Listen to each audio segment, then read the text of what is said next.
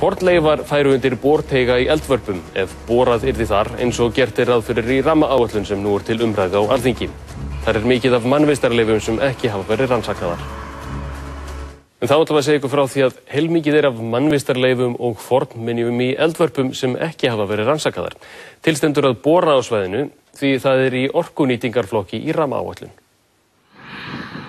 Eldvörpin eru eitt af 8 svæðum á Reykjanesskaga sem í orkunýtingarflokki í tillögu umhverfisráðherra vernd og orkunýtingu landsvæða, oftast kölluð rammaáætlun sem nú til umræðu á Alþingi. 16 jarðvarmavirkjanir verða á Reykjanesskaga ef hugmyndir sem settar eru fram í henni verða að veruleika. Eldvörpin eru einstakt jarðfræðilegt fyrirbæri og hér eru líka fornminjar sem hafa aldrei verið rannsakaðar. Samkvæmt áætlun gert ráð fyrir að hér verði 6 borholur. Eldvörpin eru 18 gígaröð sem gaus árið 1224 og við það myndaðist eldvarpahraun.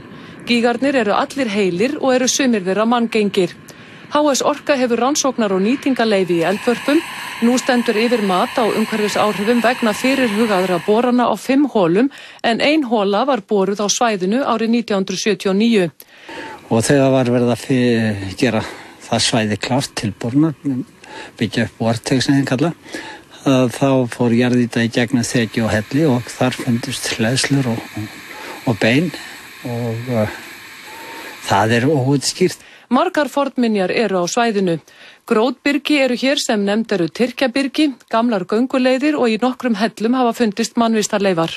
Nú svo hérna bara rétt við okkur, þar eru hleðslur sem enginn hefur skoðað nýlega fundnarinn eða menn gert sig grein fyrir að þarna verið hleðslur og þetta það svæði þar sem mun fara undir næsta borteiga.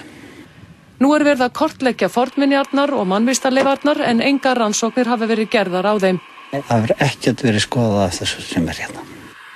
Formaður umhverfis- og samgöngunefndar Alþingis sagði í gær að setja þyrfti fleiri háhitasvæði á Reykjanesi í biðflokk rammaáætlunarinnar svo hægt væri að gera fleiri og ítarlegri rannsóknir á svæðinu.